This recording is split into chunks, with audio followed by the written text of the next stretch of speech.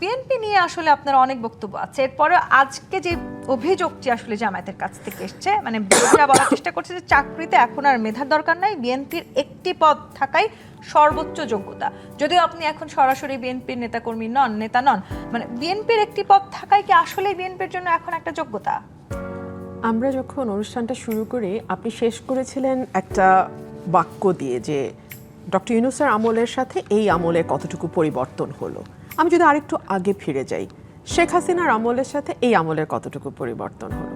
আপনি যদি একজন সাধারণ মানুষকে প্রশ্ন করেন, একদম সাধারণ, যে মানুষটির কোনো রাজনৈতিক পরিচয় নেই, কোনো ক্ষমতার সঙ্গে যুক্ততা নাই, অঢেল অর্থবিত্ত নাই, সেই মানুষটি আপনাকে চোখ বন্ধ করে বলবে জিনিসপত্রের দাম তার নাগালের বাইরে, ন্যূনতম কোনো নিরাপত্তা সে বোধ করে না পথে কিংবা বাড়িতে, এবং চাঁদাবাজিতে তার জীবন অতিষ্ঠ।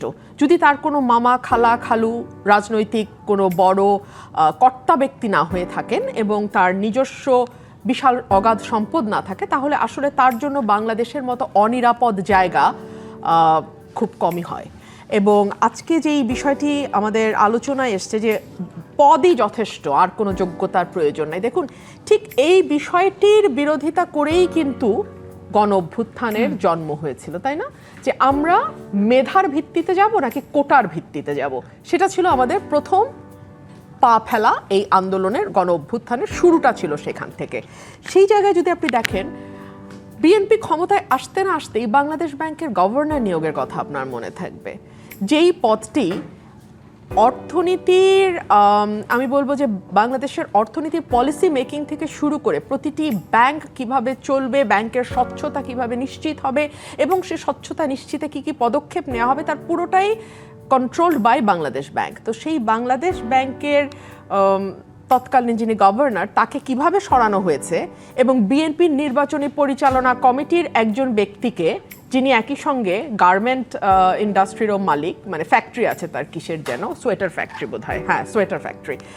তো সেই সোয়েটার ফ্যাক্টরির মালিককে আমরা বাংলাদেশ ব্যাংকে প্রধান বানিয়েছি, তাই না? এই সরকার বানিয়েছে। এরপরে আসেন প্রত্যেকটা জেলায় জেলায়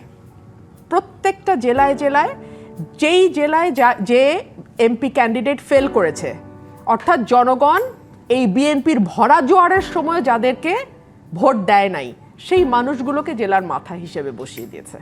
জেলায় জেলায় প্রশাসক নিয়োগ করেছে দলের, ন্যূনতম যাদের কোনো জনপ্রিয়তা নাই, ভোট টোট পায় নাই, ফেল করেছে, কিংবা যাদের নমিনেশন দিতে পারে নাই কিন্তু দলের ভালো ডোনার বা ভালো সম্পর্ক, তাদেরকে জেলায় জেলায় প্রশাসক পদে বসিয়েছে। 11টি স্বায়ত্তশাসিত প্রতিষ্ঠান, কর্পোরেশনের প্রধান হিসেবে বিএনপির বিভিন্ন পদের মানুষদের বসানো হয়েছে।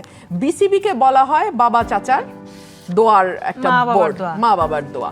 তো আপনি আমাকে বলেন, আর শামসুল আলম সাহেবের নিয়োগটা তো আপনি নিজেই বললেন, তো এতগুলো ক্ষেত্র আমরা দেখলাম, আর বাকিটা কি থাকে? এবং আপনি সুপ্রিম কোর্টের বিচারক নিয়োগ বলেন কিংবা আপনি নির্বাচন কমিশনে কমিশনার নিয়োগ বলেন, সকল কিছুর মানে মূল চিন্তাটাই হচ্ছে উনি আমার দলের কিনা। ধরুন এই যে বিশ্ববিদ্যালয়গুলোতে একটার পর একটা ভিসি আমরা চেঞ্জ হয়ে গেল, হ্যাঁ, এই দলীয়করণ আমরা আওয়ামী লীগের সময় দেখেছি, কিন্তু আমরা তো সেখান থেকে বের হয়ে সত্যিকার অর্থে যোগ্যতা আছে এমন মানুষকে তো ভিসি হতে দেখলাম না। আমি আপনাকে মনে করিয়ে দিই, আপনার মনে থাকবে ঢাকা বিশ্ববিদ্যালয়ের যিনি ভিসি, তার কিছু ছবি ফেসবুকে এসেছিল। প্রধানমন্ত্রীর স্ত্রী ডক্টর জুবাইদা রহমান ঢাকা বিশ্ববিদ্যালয়ে যাওয়ার পরে ওনার যে বডি ল্যাঙ্গুয়েজ আমরা দেখলাম সেই ছবিতে, আমি ভাবতে পারি না আসলে, মানে আমাদের ফ্যামিলিতে তো বিশ্ববিদ্যালয়ের শিক্ষক আমার 3 চাচা ছিলেন অ্যাকচুয়ালি। সো তাদেরকে কখনো, তারা কেউ ভিসি হন নাই, কিন্তু তাদেরকে এই বডি ল্যাঙ্গুয়েজে কোনো ছবি, আমি 70 দশক 60-এর দশকের কথা বলছি, চিন্তাও করা যায় না। রুমির ফারহানা, আপনি বা বিরোধী রাজনৈতিক দল যখন এই অভিযোগগুলো দিচ্ছেন, ঠিক একই সময়ে মাহাদি আমিন বলেছেন, মানে তিনি প্রধানমন্ত্রী কার্যালয়ের মুখপাত্র, তিনি বলেছেন যে এই 5 মাসে সরকার বহুমাত্রিক অভূতপূর্ব সাফল্য অর্জন করেছে। মানে মাহাদি আমিনের দায়িত্ব হচ্ছে কি কি জায়গায় সরকার সাফল্য অর্জন করেছে সেটা বলা, তাই না? আমি তো আপনাকে একটা একটা করে খাত ধরে ধরে বললাম। তো এখন আপনি যদি আমাকে এরকম ব্লান্ট একটা স্টেটমেন্ট বলেন মাহাদি আমিনের, আমি তো বুঝবো না। তো মাহাদি আমিন পাঁচটি খুব স্পেসিফিক ভাবে বলেছেন যে বলেন। তারা বিএনপি এই সময়ের মধ্যে জনগণের আস্থা ভালোবাসা সমর্থন পেয়েছে। এটার তো এক সেকেন্ড আমি একটা করে বলি, এটার কি কোনো প্যারামিটার আছে, এটার কোনো পরিসংখ্যান আছে, এটা নিয়ে কোনো গণভোট হয়েছে? এই গণভোটে 90% মানুষ বিএনপির প্রতি আস্থা দেখিয়েছে, মানে এই 4 মাসে না। দ্বিতীয়টি তিনি বলেছেন যে ইশতেহারের আলোকে সব শ্রেণী পেশার মানুষের স্বার্থ রক্ষা করা হয়। যেমন কোন শ্রেণী পেশার মানুষ? তারা কিন্তু বিভিন্ন সময় তারা ইশতেহারে যেটা বলেছেন ফ্যামিলি কার্ড থেকে শুরু করে অনেক ফ্যামিলি কার্ডেও তো খুবই বৈষম্য হচ্ছে, যেই এলাকাগুলো বিএনপি এলাকা সেখানে হচ্ছে, বগুড়া বিভাগ হয়ে যাচ্ছে।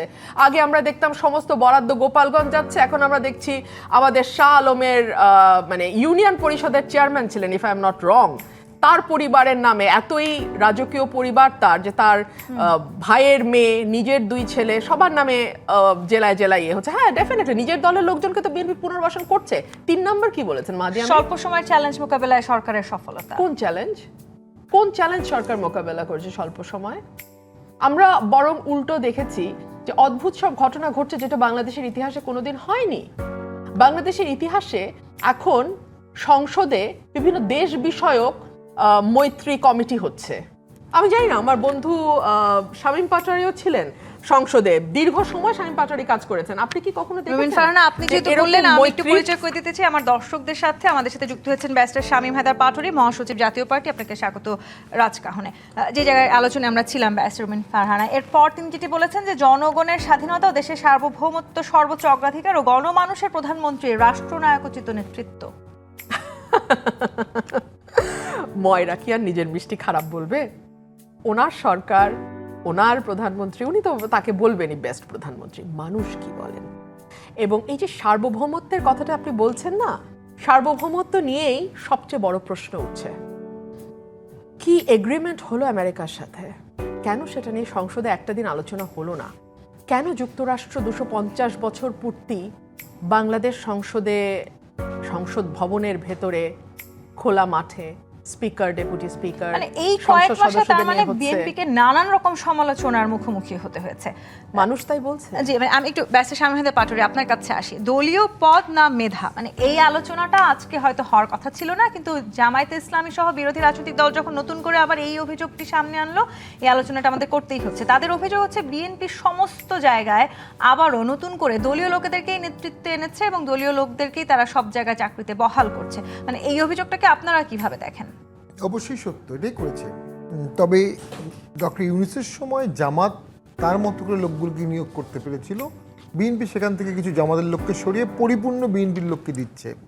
সমস্যাটা হচ্ছে বিএনপির মধ্যে মেরিট বেসিসে দিচ্ছে। বিএনপি তো একটা বড় দল, তাদের তো অনেক মেরিট আছে। বিএনপি কিন্তু তাদের বেস্ট মেরিট পার্সনকে ওখানে দিচ্ছে না। সেখানে টাকা পয়সার লেনদেন, নিজস্ব পলিটিক্যাল বলয় এবং আঞ্চলিকতা, এই সব কিছু তীব্রভাবে ইম্প্যাক্ট ফেলছে। গভর্নমেন্টকে টাকা দেওয়া হচ্ছে, ট্যাক্স পেয়ারের মাধ্যমে যে বেতন দেওয়া হচ্ছে, সেই বেতনের টাকায় কিন্তু আমরা দেখতে পাচ্ছি বিএনপি নেতা কর্মীদেরকে আবার এটিও বলতে শোনা যায় যে মানে তারা তখন বিরোধী রাজনৈতিক দলের উদ্দেশ্যে বলেন যে আপনারা যদি নির্বাচিত হতেন আপনারাও তো একই কাজ করতেন, মানে অন্যান্য রাজনৈতিক দলও তো হয়তো নিজেদের লোককেই নিয়োগ দিত। অতীতে এরকম হয়েছে, এরকম বারবার হয়েছে বলেই তো 24-এ একটা বড় আন্দোলন হয়েছে। এখনো যদি এটা তাই হতে থাকে তাহলে কিন্তু 24 ম্লান হয়ে যাবে, ভবিষ্যতে আবার কোনো এক সময় আবার অসন্তোষ দানা বাঁধবে এবং সেই আন্দোলনও হতে পারে। এখন মাননীয় প্রধানমন্ত্রীর বর্তমানে উপদেষ্টা অনেকেই আছেন, তার সাম্প্রতিক সময় অনেক অ্যাপয়েন্টমেন্টও হয়েছেন। তারা অনেকেই তুলনামূলক কম অভিজ্ঞতা সম্পন্ন। দেখুন, আমরা অনেক দোষ দিতে পারি, কিন্তু শেখ হাসিনার প্রথম দিকের উপদেষ্টা কে ছিলেন? ডক্টর গওহর রিজভী। প্রথম দিকের উপদেষ্টা কে ছিলেন? ডক্টর মশিউর। প্রথম দিকে উপদেষ্টা কে ছিলেন? তৌফিক সাহেব। তো এই লেভেলের লোকজন ছিল তার অ্যাডভাইজার। সেখানে কিন্তু এখন যারা অ্যাডভাইস দিচ্ছে তারা কিন্তু রাষ্ট্র সরকার সম্পর্কে সবাই ওয়াকিবহাল এমনটা না। আমি মনে করি এক্সপেরিমেন্টের বেসিসে রাষ্ট্র চলছিল ডক্টর ইউনূসের সময়, ওইটার ধারাবাহিকতা এখনও চলছে। এবং সবচেয়ে একটি ঘটনা উল্লেখযোগ্য হচ্ছে, সংসদ ভবনের মতো জায়গায় ইউএসএ একটি তাদের স্বাধীনতা পূর্তি অনুষ্ঠান করেছে। সেটা আমি খারাপ বলবো না, কিন্তু আপনি একটা দেশকে যখন দিবেন, আপনি বাকি দেশগুলোকে না করবেন কিভাবে? এখন যদি পাকিস্তান বলে তারা 15ই আগস্ট করবে আমাদের এখানে, তখন আপনি বাধা দেবেন কিভাবে? ভারত যদি বলে 14ই আগস্ট করবো এখানে, বাধা দেবেন কিভাবে? রাশিয়া যদি বলে বাধা দেবেন কিভাবে? চায়না যদি বলে যে চাইনিজ কমিউনিস্ট পার্টি তারা তাদের কোথাও না কোথাও গিয়ে এই সরকারও তো একটি রাষ্ট্রের দিকে ঝুঁকছে। অর্থাৎ একটি রাষ্ট্রের দিকে ঝুঁকছে আমি এমনটা বলবো না, কিন্তু এই জিনিসগুলো সতর্কতার সাথে ভারত, চায়না, রাশিয়া, আমেরিকা তাদের সাথে হ্যান্ডেল করতে হবে অত্যন্ত সফিস্টিকেটেডলি এবং ডেলিকেটলি। আপনি কখনো টিল্ট হতে পারবেন না। আপনি যদি চট করে টিল্ট হয়ে যান আপনি আর ফিরে আসতে পারবেন না। আপনি ফিরে আসতে পারবেন না, তখন অন্য দেশগুলো নাখোশ হবে। বিএনপি তো দাবি করেছে তারা সবচাইতে যোগ্য মানুষটিকেই পররাষ্ট্র মন্ত্রী বানিয়েছেন। না, অবশ্যই তার অতীত যোগ্যতা অনেক আছে, এবং তিনি যোগ্য না হলে তো দুই রিজিমে কেউ থাকে না। ইউনুস রিজিমেও ছিলেন, এই রিজিমেও ছিলেন, তো সেই হিসাবে ডেফিনেটলি তার যোগ্যতা আছে। তবে আমরা যেটা অনুভব করি, বাংলাদেশে একটা ঘটনা ঘটে গেছে দুঃখজনকভাবে, এক্সটার্নালাইজেশন অফ ইন্টারনাল পলিটিক্স। বাংলাদেশে ভোট কি হবে, ভোটে কে আসবে, আওয়ামী লীগ ফিরে আসবে কিনা, আওয়ামী লীগকে ব্যান করতে হবে কিনা, এ সব কিছুই মনে হয় একটা এক্সটার্নাল ফ্যাক্টরের উপর নির্ভরশীল, বা অনেকগুলো এক্সটার্নাল ফ্যাক্টরের উপর নির্ভরশীল। আমরা নিজেরা বসে 4-5টি দল নিজেরা বসে সমাধান করে কেন নিজেদের সমস্যাগুলো সমাধান করতে পারি না? আমি বর্তমান সরকারের তো এখনও সাফল্য ব্যর্থতা দেখার সময় আসেনি, তবে একটা ব্যর্থতা তো করে ফেলেছে, যে তাদের হাতের মধ্যে ছিল। তারা রিকনসিলিয়েশন করতে পারত। রিকনসিলিয়েশন সময়ের দাবি ছিল। রিকনসিলিয়েশন করবে বলেই যেদিন তারেক জিয়া বাংলাদেশে আসলেন, যারা বিএনপি করে না তারাও তার দিকে আসার মুখ চলে তাকিয়েছেন, এবং অনেকে ভোটও দিয়েছেন, এবং বিএনপি ল্যান্ডস্লাইড ভিক্টরি পেয়েছে। এরপরে কিন্তু রিকনসিলিয়েশনের দিকে বিএনপি হাঁটলো না। যেহেতু বিএনপি রিকনসিলিয়েশনের দিকে হাঁটলো না, এই যে অনেকগুলো মানুষের প্রত্যাশার জায়গাটা বিএনপি নষ্ট করে দিল। আপনার একটা বক্তব্যে আপনিও বলেছেন যে মানে আপনারা যদি সেই সময় বিএনপির সাথে না থাকতেন, বিএনপি হয়তো এই জয় পেত না।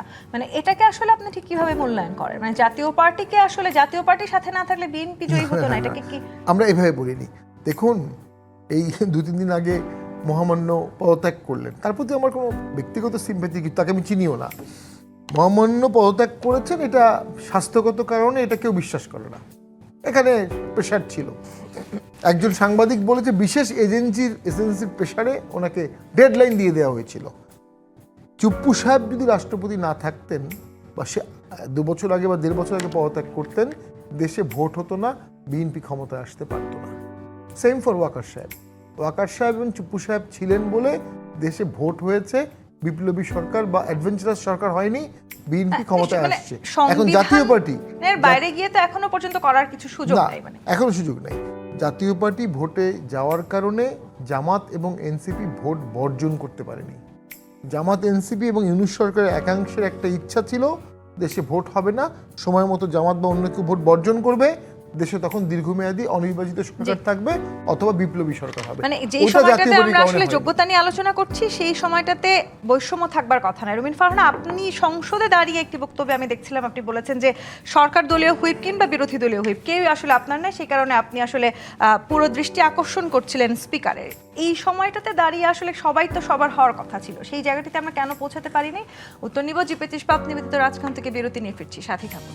জিপেচ ইস্পাত নিবেদিত রাজকাহন দেখছেন। ব্যারিস্টার রুমিন ফারহানা, আপনি সংসদে দাঁড়িয়ে বলেছেন এই মুহূর্তে সরকার দলীয় হুইপ কিংবা বিরোধী দলীয় হুইপ কেউই আসলে আপনার না, সে কারণে আপনি স্পিকারের দৃষ্টি আকর্ষণ করেছেন। মানে এই মুহূর্তটাতে তো আসলে আমরা এরকম বৈষম্যের কথা চিন্তা করি না, সবাই সবার হবে সেই প্রত্যাশা আমরা রাখতে চাই, কিন্তু এই 5 মাস বা 6 মাসেই সরকারের বিরুদ্ধে এরকম নানান অভিযোগ, নানান আলোচনা সমালোচনা, সামাজিক যোগাযোগ মাধ্যমে গেলেও আমরা এরকম নানান কিছু দেখি, বিশেষ করে নারীদেরকে কেন্দ্র করে বেশ কিছু ঘটনা ঘটছে। অতি সম্প্রতি একজন প্রাথমিক স্কুল শিক্ষিকাকে নিয়ে যে ঘটনা ঘটেছে, সেটি আমি একটু আপনার দৃষ্টি আকর্ষণ করতে চাই। সেই সাথে সংরক্ষিত নারী এমপিদের পছন্দের আসন দিতে আইন করছে সরকার, সেটিকে আপনি আসলে কিভাবে দেখেন? অনেকগুলো বিষয় আপনি নিয়ে এসেছেন। আমি সংসদে বলতে বাধ্য হয়েছিলাম যে সংসদে কিন্তু চাইলেই কথা বলা যায় না, আপনাকে আগে হুইপের কাছ থেকে সময় অ্যালোকেশন নিতে হয়। সো আমি যখন বিরোধী দলের হুইপ মানে নাহিদ ইসলামের কাছে যাই, উনি চেষ্টা করেন, বাট ইনভেরিয়েবলি উনি বলেন যে আপনার জামাতের আমিরের পারমিশন লাগবে, এবং জামাতের আমির ফর অবভিয়াস রিজনস তো উনি ওনার দলের জন্য বরাদ্দ সময় থেকে আমাকে দেবেন না। সো আমাকে যেতে হয় তখন সরকার দলের কাছে, সরকার দলের হুইপের কাছে। এবং যেহেতু আমি সরকারি দলের একজন ক্রিটিক, তারাও অফকোর্স তারাও ভেরি কমফোর্টেবল না আমাকে সময় দিতে। সো সেই কারণেই আমি স্পিকার মহোদয়ের দৃষ্টি আকর্ষণ করছি, তাহলে আমি যাবোটা কোথায়? ধরুন জুলাই চার্টার নিয়ে আলোচনা, এই আলোচনায় যেহেতু কোনো দলই আমার নাম দিচ্ছে না, মানে সরকারি দল বিরোধী দল, সো আমার বক্তব্য শোনা যাচ্ছে না। আমার তো বক্তব্য আছে জুলাই চার্টারে। এখন যারা সংসদে বসে আছেন তাদের কজনের চেহারা আপনি মনে করতে পারেন জুলাইয়ের পথে?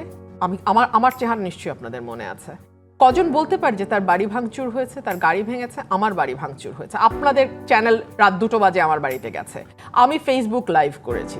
মুশকিল হচ্ছে কি আমাদের জেলিফিশের মতন মেমোরি তো, আর বেশিরভাগ মেমোরি আমাদের সাথে ফিট ইন না করলে আমরা ভুলে যাওয়ার চেষ্টা করি। সো বিএনপির নেতারা তখন গর্তে ছিল, ডোবায় ছিল, খালে ছিল, এবং প্রথমে তো তারা হাতি ধুয়ে ফেলছিল এই আন্দোলনে আমাদের না, এইটা এদের আমার নৈতিক সমর্থন দিয়েছিল একটা পর্যায়ে। হ্যাঁ, সো এই হলো তাদের স্ট্যান্ড এই আন্দোলনে। কিন্তু এখন এটা নিয়ে ক্রেডিট ক্লেমিং এর কামড়াকামড়ি হচ্ছে। বিএনপি কি তাহলে ত্যাগী নেতাদেরকে যথেষ্ট সম্মান দিতে পারে নাই? সেটা বিএনপির ত্যাগী নেতারা বলবে, আমি তো জানি না, আমারটা তো আমি বলতে পারবো, অন্যদেরটা তো আমি বলতে পারবো না।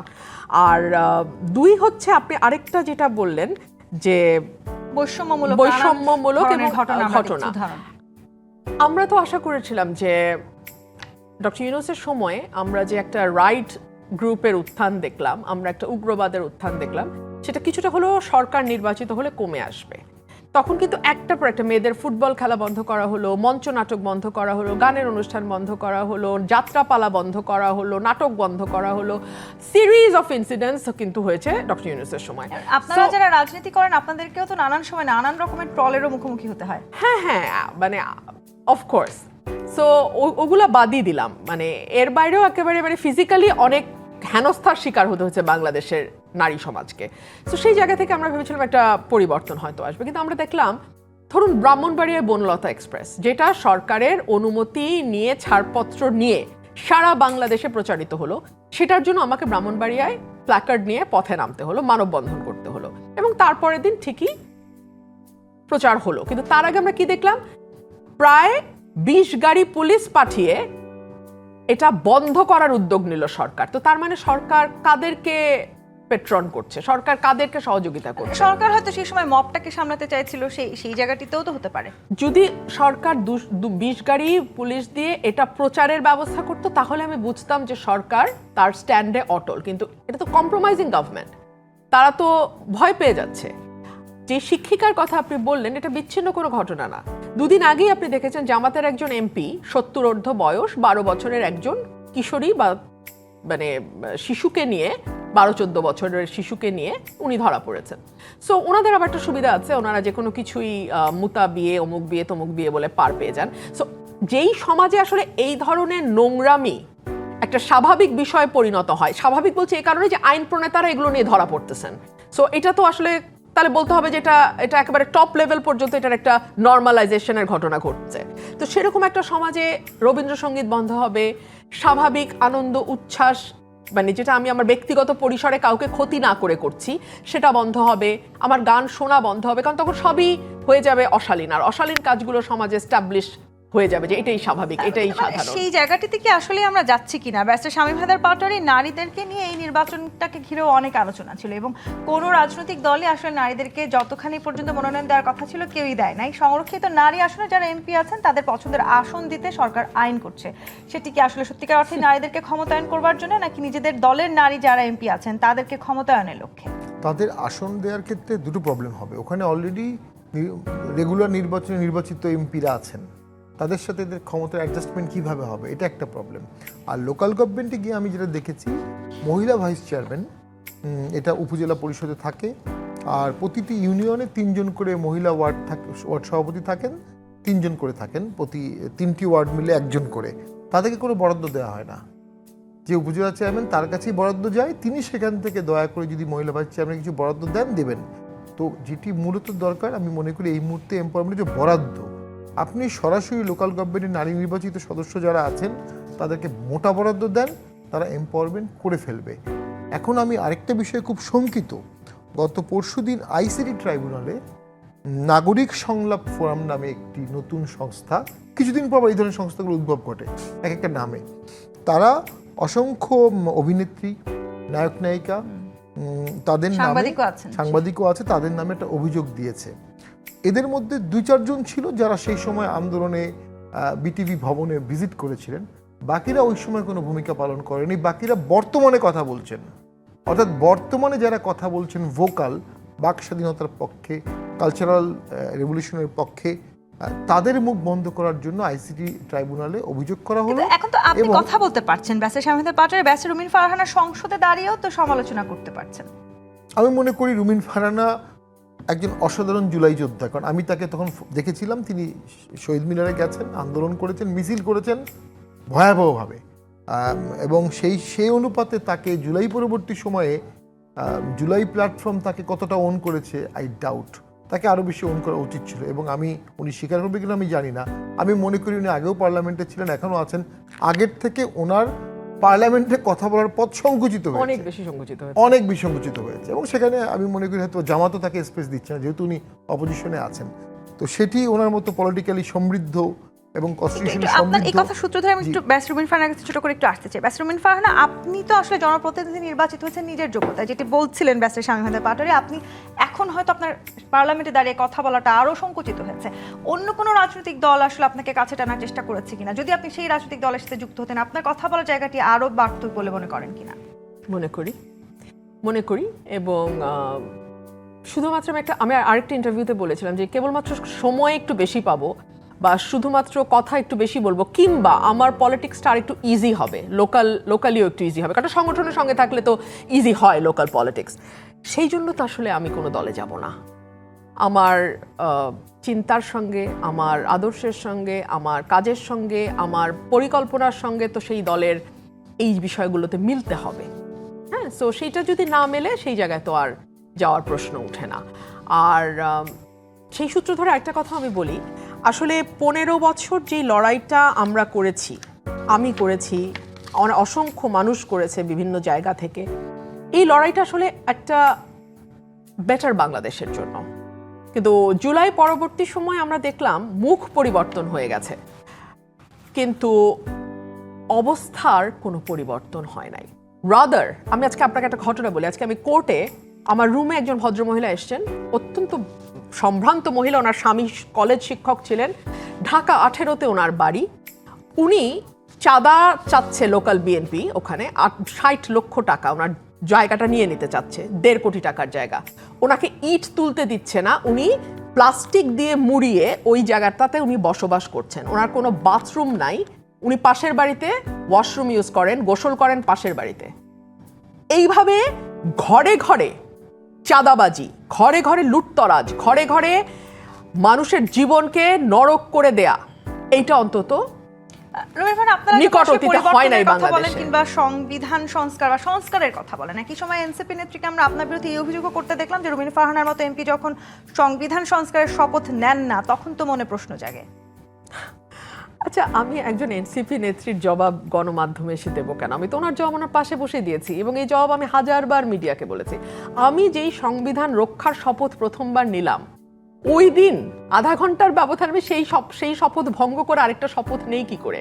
আমি ওই সংবিধানটাকে সংশোধন করতে পারি, কিন্তু ওই সংবিধান ফেলে দিয়ে নতুন সংবিধান লিখবার জন্য তো আমি শপথ নিতে পারি না। এটা আমার ইন্টারপ্রিটেশন।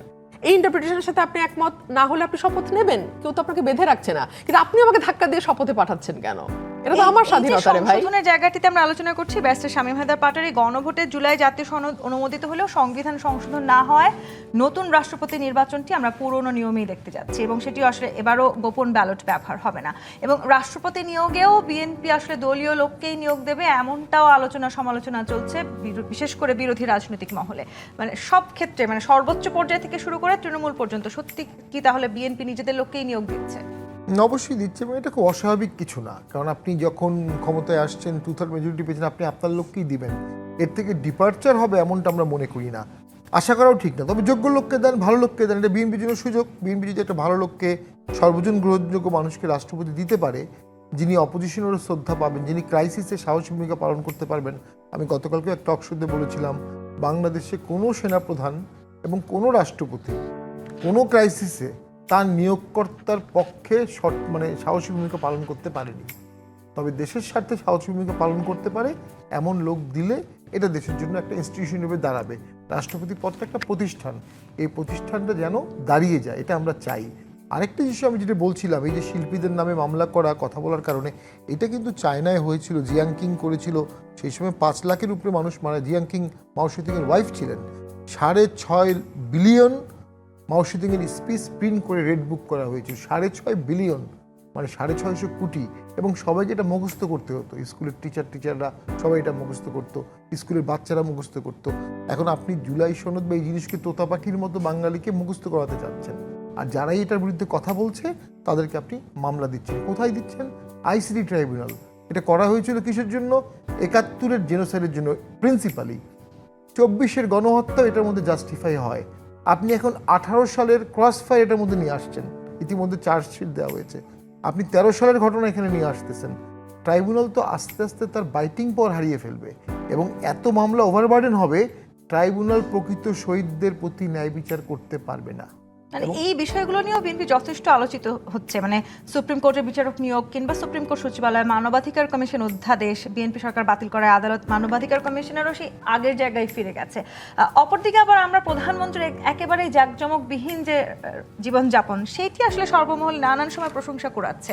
মানে এই দুটো জায়গাকে যদি আমরা এক জায়গায় এনে দাঁড় করাই, সেটি আসলে বিএনপিকে কোনোভাবে ক্ষতিগ্রস্ত করছে কিনা এই প্রশ্নের উত্তর নিয়ে 5-6 মাসের মধ্যেই বিএনপিকে নানান সমালোচনার মুখোমুখি হতে হচ্ছে। কিন্তু এর মধ্যে নানান সময়ে প্রোটোকলবিহীন কিংবা একেবারে জাঁকজমকবিহীন জীবন পরিহার করে তারেক রহমান সর্বমহলে এক ধরনের প্রশংসা কুড়িয়েছেন।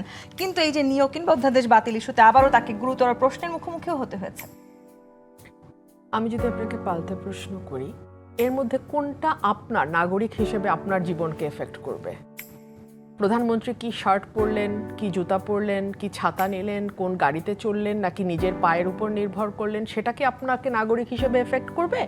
নাকি আপনার বাড়িতে আজকে 3 দিন ধরে চুলা জ্বলে না, গ্যাস নাই, কিংবা ধরুন বাজারে গেলে আপনার মাথা নষ্ট হয়ে যায় কারণ আপনি যে টাকা নিয়ে গেছেন সেই টাকা দিয়ে আসলে 2 দিন চলবার মতন বাজারও আপনার কেনা সম্ভব না, কিংবা ধরুন আপনি রাস্তায় নামলেন, ছিনতাইকারী এসে আপনার পেটে একটা ছুরি বসিয়ে দিয়ে আপনার হাতে যা কিছু আছে নিয়ে গেল, কিংবা ধরুন লোকাল বিএনপি লিডাররা আপনার কাছে চাঁদা দাবি করে বলছে যে আর একটা ইট গাঁথলে সেটা যদি বাথরুমের ইটও হয় আপনাকে মানে দেখে নেবে, এবং সে কারণে আপনাকে তিরপল দিয়ে ঘেরা জায়গায় নিজের জায়গায় বাস করতে হচ্ছে। আসলে কোনটা আপনার জীবনকে এফেক্ট করবে, তাই না? পরিবর্তন কি এত বড় এফেক্ট ফেলতে পারবে, নাকি সমস্ত রাজনৈতিক নেতাকর্মীদের মধ্যেই পরিবর্তনটা আমরা দেখতে চেয়েছিলাম? দেখেন, আপনারা না এক মুখে 100 রকম কথা বলেন। হ্যাঁ, আমি এই কারণে আপনাদের কথাবার্তা বুঝি না। সারা জীবন আপনারা বললেন সকল ক্ষমতা এক ব্যক্তির হাতে থাকলে কেমন করে হবে, কিন্তু এখন আবার বলতে চান না। মানে শেখ হাসিনার আমল থেকে দেখছি যে প্রধানমন্ত্রী তো ফেরেশতা, বাকিরা সব ইবলিস। মনে হয় যেন ইবলিসরা যার যার জায়গায় শেষে বসছে, প্রধানমন্ত্রী এনে তাদেরকে বসায় নাই। ব্যাপারটা তো এরকম না। এটা তো আপনার একক সিদ্ধান্ত, আপনি কাকে নেবেন কাকে নেবেন না। এই যে শোতে কে গেস্ট হবে, এটা যেমন আপনার একক সিদ্ধান্ত বা আপনার প্রডিউসারের একক সিদ্ধান্ত, সেরকম মন্ত্রিসভায় কে বসবে কে বসবে না, অ্যাডভাইজার কে হবে না, কোন প্রতিষ্ঠানে কে বসবে না, এটা ওনার একক সিদ্ধান্ত। মানে এই মুহূর্তে তাহলে বাংলাদেশে যে ধরনের পরিবর্তন হচ্ছে, কে কোথায় দলীয়করণের যে অভিযোগগুলো আছে, সবকিছু আপনি বলার চেষ্টা করছেন প্রধানমন্ত্রীর একক সিদ্ধান্তে হচ্ছে। ওনার ইশারা ছাড়া তো হবে না, হতে পারে না। বাংলাদেশের সংবিধান আইন অনুযায়ী, বাংলাদেশের মানে রাষ্ট্র পরিচালনার ধারা অনুযায়ী এটা হওয়ার কথা না। এখন আপনি চিন্তা করে দেখবেন যে নাগরিক হিসেবে, আমি আবারও বলছি, আপনি চিন্তা করে দেখবেন নাগরিক হিসেবে প্রধানমন্ত্রী কোন ব্র্যান্ডের শার্ট পরছেন আর কোন শাড়ি পরছেন যদি নারী প্রধানমন্ত্রী হন, সেটা আপনার জীবনকে কতটুকু এফেক্ট করে, আর আমি যে উদাহরণগুলো দিলাম তার কোনটা আপনাকে এফেক্ট করে আপনি বিবেচনা করবেন। বাংলাদেশে আপনাদের প্রশ্ন শুনে মনে হয় সবাই 17 কোটি মানুষ হাতে ললিপপ নিয়ে ঘুরে, এত বাচ্চা, এত অবোধ, কিচ্ছু বোঝে না। আমি জানি না বাংলাদেশের মানুষ এত অবোধ কিনা, বা আমার অভিজ্ঞতা অন্তত তা বলে না। সেই বাংলাদেশের মানুষ নিশ্চয়ই এতটাও অবুঝ না, এবং সে কারণে এই নির্বাচনে আসলে আমরা আপনাকেও নির্বাচিত হতে দেখেছি। ব্যাসে শামীম হায়দার পাটোয়ারি, যেই নির্বাচন নিয়ে এত আলোচনা চলছে, মানে যে এই নির্বাচনটিকে তো আমরা অন্তত দীর্ঘদিন পরে একটা সুষ্ঠু নির্বাচন বলার চেষ্টা করেছি, সেই নির্বাচনে আপনারা নির্বাচন করেন নাই, বা নির্বাচন আপনাদেরকে করতে সুযোগ দেওয়া হয় নাই। এখন বিএনপির আমলে আপনারা নির্বাচন করবেন কিনা, সেই বৈষম্যটা থেকেও আমরা বেরিয়ে আসার সুযোগ পাচ্ছি কিনা? সামনে যে স্থানীয় সরকার ভোট বলছেন, এটা বিষয়ে জাতীয় পার্টি এখনো সঠিক কোনো সিদ্ধান্ত নেয়নি। আপনি যে কথাগুলো বলছিলেন, মাননীয় প্রধানমন্ত্রী স্বল্প আহার করেন, সাদা কাপড় পরেন, নিজে ড্রাইভ করেন, স্পোর্টস কার চালান, মেকে নিয়ে সিনেমায় যান, এগুলো বেশ ভালো উদাহরণ। যদি দেশটা ভালো মতো চালাতে পারেন, যদি দেশে রিকনসিলিয়েশন করতে পারেন, ইনফ্লেশন ঠেকাতে পারেন, চাকরি দিতে পারবেন। মানে অন্যান্য রাষ্ট্রের প্রধানমন্ত্রীরা এসব করলে তো আমরা খুব বাহবা দিই। রাষ্ট্রীয় সমস্যার সমাধান করার পর, সমাধান করে আসেন, রাষ্ট্রীয় সমস্যার সমাধান করার পর, রাষ্ট্রকে একটা ভালো জায়গায় নেওয়ার পর, মাননীয় প্রধানমন্ত্রী যদি 1500 টাকার লাঞ্চ খাওয়ান, তাতে কি রাষ্ট্রের ক্ষতি হবে? আমাদের 9 লক্ষ 10 লক্ষ কোটি টাকার বাজেট, উনি যদি সাদা শার্টের জায়গায় অন্য শার্ট পান, তাতে কোনো ক্ষতি নাই। মানে আমি এগুলোকে প্রেস করছি, উনি স্যাক্রিফাইস করছেন, কিন্তু ওনাকে আসল সমস্যার সমাধান করতে হবে, পলিটিক্যাল রিকনসিলিয়েশন, ইকোনমিক রেস্টোরেশন। এই জায়গাগুলো করতে না পারলে যেটা হবে, ওই যে একটা ইংলিশ টার্মস আছে, no cuts, no buts, no coconut, no argument, no excuse, no defence. Absolutely. প্রধানমন্ত্রীর কোনো ডিফেন্স নাই, আপনি কোনো ডিফেন্স দেবে, আপনি পৃথিবীতে জ্বালানির দাম বেড়েছে বলে আপনি ইনফ্লেশন হয়েছেন, এই যুক্তি জনগণ শুনবে না। একটা বিপুল সংখ্যের মানুষ চাকরির বাইরে, বিপুল সংখ্যের মানুষ অসন্তুষ্ট হচ্ছে, কোনো এক সময় অসন্তুষ্ট একটা দিকেই ধাবিত হয় দেশে, সেটা হলো প্রধানমন্ত্রী। এবং পুলিশ দুর্বল, প্রশাসন দুর্বল, নতুন করে আর কোনো গণঅভ্যুত্থান হওয়ার কোনো সম্ভাবনা কি তাহলে আপনি দেখছেন? বিচ্ছিন্ন গণ-অভ্যুত্থান হতে পারে নেতৃত্ববিহীন, কারণ অসন্তুষ্ট মানুষ প্রচুর এবং রাষ্ট্রের স্ট্রাকচার রুমিন ফারহানা বলেছিলেন যে আগামী 100 বছরও কোনো গণঅভ্যুত্থান হওয়ার সুযোগ নেই এটা হবে না। বাংলাদেশে। একটা হচ্ছে যে জুলাই হওয়ার পরে যে আকাঙ্ক্ষা উঠেছিল, সেই আকাঙ্ক্ষাটা আমাদের বাস্তবায়ন হয়নি, কিন্তু মানুষের দুর্ভোগ, মানুষের দুর্দশা, এটার জন্য মানুষ রাস্তায় নামবে এবং পুলিশ কঠোর হতে পারবে না, সরকার কঠোর হতে পারবে না, সেটা হঠাৎ করে বিপ্লবে কোনো আন্দোলনে রূপ নিবে এবং সেটা সম্ভাবনাও আছে। তো সেটা যদি হয়ে থাকে, সামাল দিবেন কিভাবে? আচ্ছা, তার রুমিন জন্য ফারহানা, যদি reconciliation সত্যি লাগবে। এরকম কিছু হয়, সামাল আমরা কিভাবে দিব? আবার এই 5 মাসে সত্যি আসলে বিএনপির এই শাসন কাঠামো নিয়ে এত সমালোচনা করা, এত প্রশ্ন তোলাটাও কি যৌক্তিক বলে আপনি মনে করেন? আপনারা যদি মনে করেন যৌক্তিক না, প্রশ্ন তুলেন না, অসুবিধা নেই, প্রশংসা করতে থাকেন, কোনো অসুবিধা নাই তো। বাট মানে মাঝখান দিয়ে 6 মাস চলে গেছে, মানুষের নাভিশ্বাস শেষ হয় নাই, এবং মানুষ, আপনি ধরুন সামাজিক যোগাযোগ মাধ্যমটা যখন খুলবেন, বাংলাদেশে কোথায় কি হচ্ছে তার অনেক কিছুই কিন্তু সামাজিক যোগাযোগ মাধ্যমে চলে আসে। মূলধারার গণমাধ্যমে হয়তো কিছুদিন পরে আসে, 2 দিন পরে আসে, প্রথমে কিন্তু সামাজিক যোগাযোগ মাধ্যমে আসে। 2 দিন আগে একটা নিউজ নিশ্চয়ই আপনারা দেখেছেন, চট্টগ্রামে 2 কোটি টাকার জন্য 35 লক্ষ টাকার আসবাবপত্র ভেঙে চুরমার করা হয়েছে, 2 কোটি টাকা চাঁদা চাওয়া হয়েছিল। আমি কয়েকদিন আগে পর্যন্ত এটা খবর রাখছিলাম, কোনো আসামি ধরা পড়ে নাই, অথচ কিন্তু যিনি মানে ফোন দিয়ে থ্রেট দিচ্ছে এবং ভাঙচুরের লিডার ছিল, লিড করছিল, তার চেহারা দেখাচ্ছে গণমাধ্যম, ভয়েস শোনাচ্ছে গণমাধ্যম, নাম বলছে গণমাধ্যম, কিচ্ছু হয় নাই। এবং বিভিন্ন জায়গায়, আমি আজকে নিজেও ঢাকা 18 একটা উদাহরণ দিই, this are just an example. ধরুন আপনি কখন বুঝবেন যে বিপদটা ওয়াইড স্প্রেড হয়ে গেছে এবং বিপদটা বহু মানুষকে আক্রান্ত করেছে? যখন এটা ধীরে ধীরে দেখবেন একদম আপনার কাছের মানুষদের কাছে চলে আসতেছে।